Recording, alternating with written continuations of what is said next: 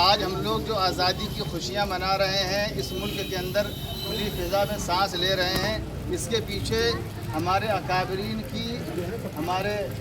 علماء کرام کی بہت بڑی قربانیاں چھپی ہوئی۔ میں مختصر یہ بتلاتا چلوں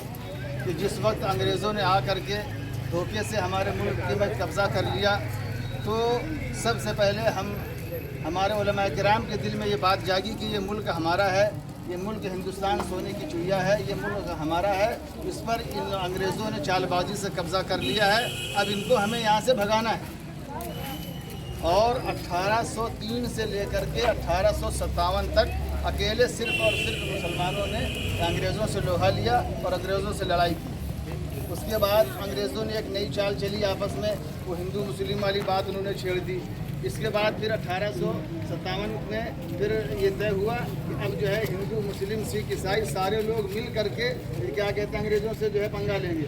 اور اس کے بعد سارے مذہب کے لوگوں نے، ہندو مسلم سکھ عیسائی سب نے مل کر کے انگریزوں سے جو ہے لڑائی کی اور انگریزوں کو یہاں سے بھاگنے پر مجبور کر دیا۔ آج ہماری ضرورت اس بات کی ہے کہ ہم لوگ بھی اپنے ملک کے لیے قربانی دیں۔ ابھی ہم لوگوں کے یہ چھوٹے چھوٹے بچوں کے ہاتھ میں جو جھنڈا ہے، اس کے پیچھے کیا کہتے ہیں، اس کی کچھ علامتیں ہیں۔ اوپر جو کیسریا رنگ دکھ رہا ہے، یہ علامت ہے، یہ پہچان ہے، یہ نشانی ہے قربانی کی۔ اس میں یہ جو ہے، اس میں اس دیش کے اندر ہمارے بڑوں کا، ہمارے علماء کرام کا، ہمارے اکابرین کا خون بہا ہے۔ دوسرا جو کلر ہوتا ہے، اس کا سفید کلر، اس کا مطلب یہ ہوتا ہے کہ ہم لوگ جو ہے ملک کے اندر امن چین قائم کرنا چاہتے ہیں، امن اور شانتی کا ہی پیغام دیتا ہے۔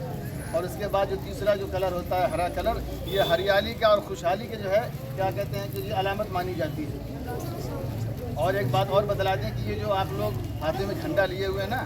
اس کو جو ترتیب دیا تھا،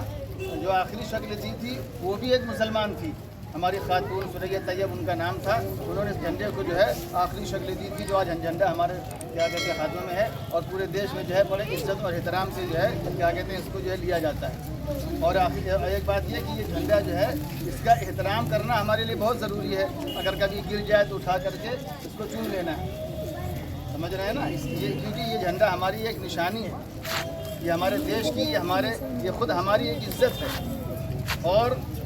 ہم سب بھی اس بات کا ارادہ کریں اور دل میں یہ حوصلہ رکھیں کہ جس طریقے سے ہمارے اکابرین نے، ہمارے علماء کرام نے اپنا خون پسینہ بہا کر کے اور جیلوں کو آباد کر کے کیا کہتے ہیں کہ جو ہے اس دیش کو آزاد کرایا ہے، اسی طریقے سے ہم بھی پوری زندگی اسی بات کی محنت کریں گے کہ ہمارے دیش کے اندر کوئی جو ہے کیا کہتے ہیں غلط آدمی اس میں قبضہ نہ کرنے پائے۔ اس دیش کی حفاظت کی ذمہ داری ہمیں آپ سب لوگوں کی ہے، اور نڈر ہو کر کے کام کرنا ہے۔ میں بھی ایک دن پڑھ رہا تھا کہ مولانا حسین احمد مدنی رحمۃ اللہ علیہ جب ان کے خلاف جب مقدمہ چلا اور وہ انگریز کی عدالت میں گئے، تو انگریز جج نے ان سے کہا کہ تم مولانا، تمہیں ڈر نہیں لگتا ہے کہ تم جو ہے ہمارے خلاف بغاوت کر رہے ہو، اور تمہیں معلوم نہیں کہ تمہیں ڈر نہیں کہ تمہیں پھانسی ہو جائے گی؟ تو انہوں نے جو ہے سفید چادر جو ہے عدالت کے اندر لہرائی اور کہا کہ سن لے کان کھول کر کے، جب حسین احمد مدنی دیوبند سے چلا تھا، یہ کفن کی چادر اپنے ساتھ میں لے کر کے چلا تھا، ہم تیرے سامنے سر نہیں جھکائیں گے، ہم تیرے سامنے جو ہے سرنڈر نہیں کریں گے، تجھے پھانسی دینا ہے دے دے، لیکن ہم جو ہے تیرے سامنے جھکیں گے نہیں، یہ ملک ہمارا ہے، تمہیں یہاں سے بھاگنا ہوگا۔ تو اب ہمارے اندر بھی جذبہ ہونا چاہیے کہ کوئی بھی باطل طاقت، کوئی بھی جو ہے غیر آدمی ہمارے ملک کے اوپر جو ہے آگ نہ اٹھانے پائے، ہمارے ملک کی طرف جو ہے غلط نگاہ سے دیکھنے نہ پائے۔ جب بھی کبھی کوئی ایسا موقع آئے گا تو ہم اپنے جو ہے تن من دھن کی اور اپنے جان مال کی قربانی دیں گے، لیکن اپنے دیش کی حفاظت کریں گے، اور دعا بھی کریں گے کہ اللہ پاک ہمارے جو ہے دیش کی ہر جو ہے تمام شر و فتن سے حفاظت فرمائے۔ اور اس کی حفاظت اور اس کی بقا کا کام ہم کب کر سکتے ہیں؟ جب ہمارے اندر تعلیم ہوگی، شکشا ہوگی۔ جتنے بھی ہمارے اکابرین علماء کرام کی، جتنے بھی برادران وطن، گاندھی جی اور بہت سارے لوگوں نے جو محنت کی ہے، جب ان کی ہم جیونی اٹھا کر کے دیکھتے ہیں، ان کا اتہاس اٹھا کر کے دیکھتے ہیں، تو پتہ ہی چلتا ہے کہ وہ سب کے سب جو ہے پڑھے لکھے لوگ تھے۔ تو آپ لوگوں سے گزارش ہے کہ تعلیم میں پیچھے نہیں ہٹنا ہے، پابندی کے ساتھ جو ہے کیا کہتے ہیں ہم کو جو ہے تعلیم حاصل کرنا ہے۔ اللہ پاک ہم سب کو عمل کرنے کی توفیق نصیب فرمائے۔ آمین۔